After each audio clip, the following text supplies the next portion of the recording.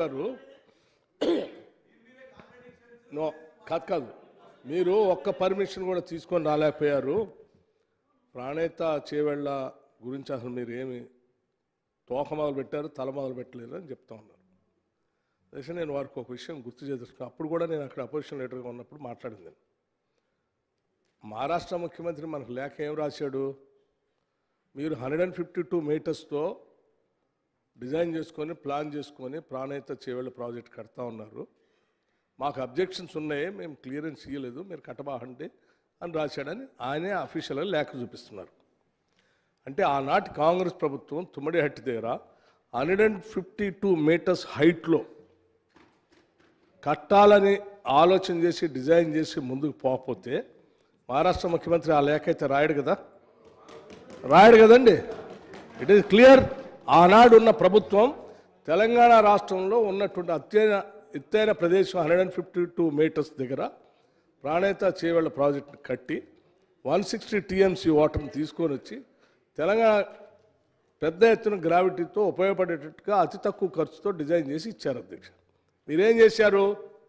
ప్రత్యేక రాష్ట్రం వచ్చిన తర్వాత మహారాష్ట్ర పోయి వారితో కూర్చున్నారు. ఏం మాట్లాడారో ఫైనల్గా 152 మీటర్స్ హైట్లో ఉన్నటువంటి తుమ్మిడిహట్టి ప్రాజెక్ట్ని మేము పర్మిషన్ తీసుకొచ్చాం, ఒప్పించాం 148 మీటర్స్ వాళ్ళు ఒప్పుకున్నారు అని పెద్ద ఎత్తున బేగంపేటలో దిగి సంబరాలు చేసి ఇక్కడ కడతాను అన్నారా లేదా?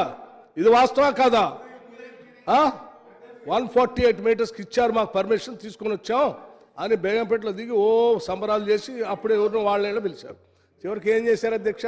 ఆ 148 మీటర్స్ కూడా వదిలేసి కిందికి 100 కిలోమీటర్ల కిందికి వచ్చేసి 100 మీటర్స్ దగ్గర కాళేశ్వరం మొదలుపెట్టి అది కేవలం 28,000 కోట్లతో అయ్యేదాన్ని 1,47,000 కోట్లకు పెంచారు. కనెక్షన్ అండి, ఇది వాస్తవం. మీరు చెప్పిన లెక్కలే. మీరేమైనా పర్మిషన్ తెచ్చారని వదిలేసండి. వాళ్ళు మొదలుపెట్టి మనకు నీళ్ళు ఇవ్వాలని, ఎట్టి పరిస్థితులు చేయాలని ఆనాటి ఉమ్మడి ప్రభుత్వం మొదలుపెట్టింది. మీరేం చేసాం, మనం ఏం చేసాం? దాన్ని తీసేసి 100 మీటర్స్ దగ్గరకు వచ్చి 500 మీటర్స్ అబోవ్ మల్లన్న సాగర్ దాకా లిఫ్ట్ చేస్తామని 100 మీటర్స్ నుంచి మొదలుపెట్టారు. దేనికోసం? లిఫ్ట్ చేస్తే డబ్బులు వస్తాయి, పైపులు తేవచ్చు, మోటార్లు తేవచ్చు, ఖర్చు పెట్టుకోవచ్చు, ఏదైనా చేయొచ్చు. ఇది ఆలోచన అధ్యక్ష. ఇంకోటి కూడా అధ్యక్ష, ఒకవేళ మీకు నిజంగా తెలంగాణ మీద చిత్తశుద్ధి ఉంటే, నీరు తీసుకొని రావాలనే ఆలోచన ఉంటే, మీరు మహారాష్ట్ర పోయినప్పుడు ముఖ్యమంత్రితో కూర్చొని ముంపు గురే ప్రాంతం ఎంత అధ్యక్ష? 3,000 ఎకరాలు, కేవలం 3,000 లోపలే, ఇంకా 3,000 ఎకరాల లోపే, అంతే 3,000 ఎకరాలు. అధ్యక్ష, మన రాష్ట్రం ఏర్పడిన తర్వాతనే ఈ చేసే ప్రయత్నాల్లో కింద పోలవరం కడతా ఉంటే ఈ రాష్ట్రంలో ఉన్నటువంటి దాదాపు 2 లక్షల ఎకరాలు ముంపుకు గురైతా ఉంటే ఆ 2 లక్షల ఎకరాలని ఒట్టిగా వదిలేశారు, ఆంధ్రప్రదేశ్కి వదిలేశారు కదా. అంటే ఏమన్నారు?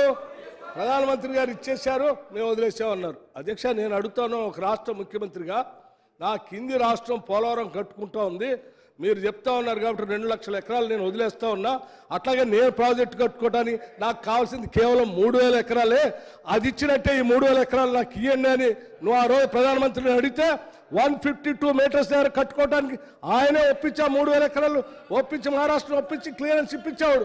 అడిగారా మీరు? కింద 2 లక్షల ఎకరాలకు మాత్రమే ఒప్పుకుంటారు, పైన కావాల్సినటువంటి 3,000 ఎకరాలకు మాత్రం ఒప్పుకోలేదు. ఎందుకు ఒప్పుకోలేదు? మీకు నిజంగా ప్రాజెక్ట్ కట్టాలనేటువంటి ఆలోచన లేదు.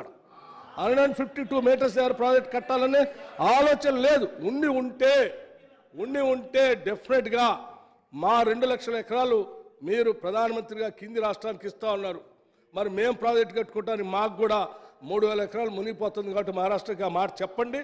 వారు ఒప్పించి అది ఇస్తే ఇది ఇస్తామని మీరు ఒక్క మాట అని ఉన్నా కానీ డెఫినెట్గా ఈ దేశ ప్రధాని ఒప్పుకొని ఆ 3,000 ఎకరాలకు ఒప్పించేవాడు. కేవలం 3,000 ఎకరాల ముంపు కోసం కిందికి తీసుకొచ్చామని చెప్పారు మీరు.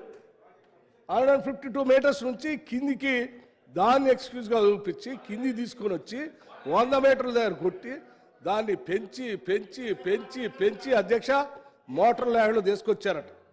ఆ మోటార్ల మీద కూడా ఎవరో చాలామంది రైట్ టు ఇన్ఫర్మేషన్ యాక్ట్ ద్వారా తీసుకొని వచ్చి ఆ మీటర్లు అయిన ఖర్చు ఎంత, సప్లై చేసింది ఎంత, గవర్నమెంట్ ఇచ్చింది ఎంతో కూడా మొత్తం లెక్కలతో సహాయిస్తే కోర్టులో వేసి దాన్ని కూడా బయట తీసుకొచ్చి చూపించారు. మీరు కేవలం తెలంగాణ నీళ్ల కోసం తెచ్చుకుంటే నీళ్లు రానియకుండా ఆ నీళ్ల పేరు మీద పైపులకి మోటార్లకి డబ్బులు విపరీతంగా రిలీజ్ చేసి మొత్తం ధనదాహంతో ఈ రాష్ట్రాన్ని అతలకుతలం చేశారు. చుక్క నీళ్లు రానియకుండా చేశారు అధ్యక్ష. నీళ్లు రాలే, అప్పుల పాలు చేశారు. పోనీ అది పనికి వస్తుందంటే అది పనికి రాకుండా చేశారు. అంతిమంగా ఈ 10 ఏళ్ళు అది ఎట్లా బాగు చేయాలో తెలియనటువంటి భయంకరమైన దుస్థితిలోకి ఈ రాష్ట్రాన్ని నెట్టేసి ఇంకా వాస్తవాలు చెప్తే తగుదనమ్మా అని హరీష్ రావు గారు లేచి ఇంకా ఏదో సరి చేసుకోవడానికి చెప్పడానికి మాట్లాడుతున్నారు. ఇంతకంటే హాస్యాస్పదం ఏముంది? దయచేసి హరీష్ రావు గారు ఇప్పటికైనా ఉత్తమ్ కుమార్ రెడ్డి గారు చెప్పింది కరెక్టే అని ఒప్పుకొని దాన్ని ఎట్లా సరి చేసుకుందాం సలహాలు సూచనలు ఏంటి ముందుకు పోదాం అధ్యక్ష. హరీష్ రావు గారు మళ్ళీ తీసుకోండి. హరీష్ రావు స్పీకర్ సార్ ఇప్పుడు ఒకసారి డియండి సార్. హరీష్ రావు గారు ప్లీజ్ ప్లీజ్.